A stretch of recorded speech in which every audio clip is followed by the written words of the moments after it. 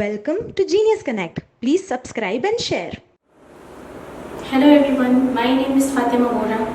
I teach at J International School and the topic for today is French Revolution.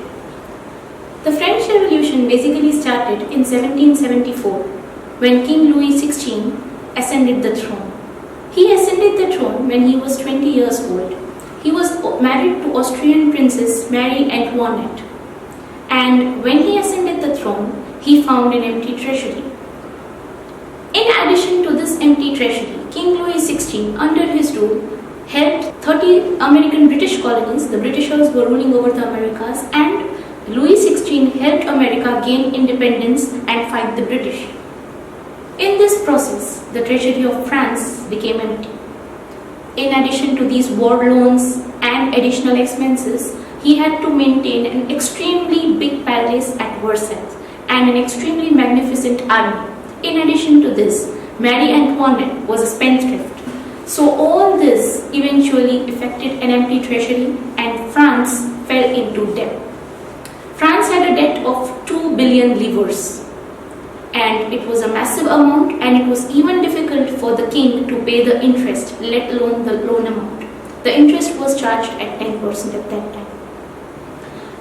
After this, the King Louis XVI's financial advisors advised him to increase taxes. He increased tax. Now the French society at that particular time was divided into 3 estates. First estate, the clergy, second, the nobility, and third, the general estates. 90% of the population fell in the third estate.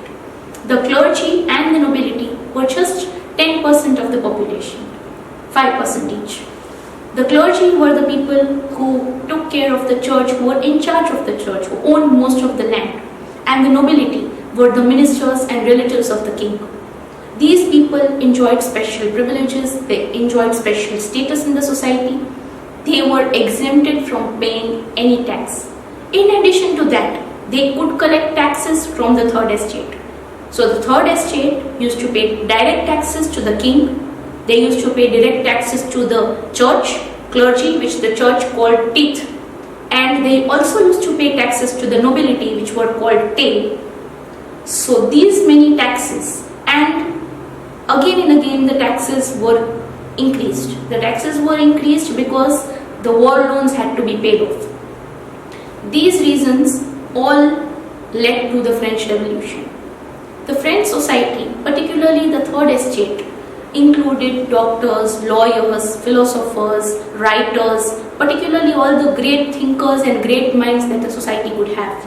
The clergy and the nobility, which were having all the privileges, they just owned the land. They were very rich, very powerful, but they didn't allow any single general estate person, however smart or however a great thinker he is, to mingle with them, that is to mingle with those societies. Those societies were kept aloof. They were treated as really privileged sections. Now in all of this, there's one thing, the anger inside the third estate. The third estate felt as if they were never considered a part of the privileged society, how much ever rich they could have been. And in addition to this, the poor peasants had to work for free at the landlords. So in addition to paying the taxes, they had to contribute in building roads, they had to contribute labor elsewhere without being paid, and all this ultimately made them very angry, but there was just nothing they could do about it. King Louis XVI didn't listen to them. He went on increasing his taxes day in and day out. The people started finding alternatives, and they started discussing among themselves. They started accumulating at places, particularly the great thinkers, the great philosophers. And finally they came up with the conclusion that if something has to be done, it has to be done now.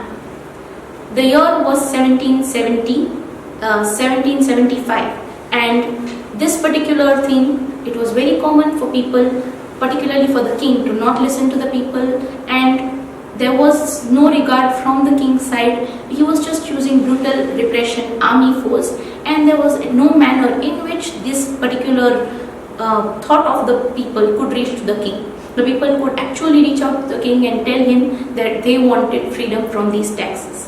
The king in return told that if the subjects don't pay the taxes, the king could not manage. But again, The king was collecting the tax, the clergy, the nobility, and all this was piling up on the poor people. And then started a year of bad harvests, subsistence crisis, and after that it was impossible for the people to contain any longer. We'll study in the next lecture what happened next, what was subsistence crisis and how it affected the people. Thank you. I hope you all would have enjoyed this video. Subscribe to Genius Connect and put on the notification to receive more such videos. Like and share this video too. Thanks for watching.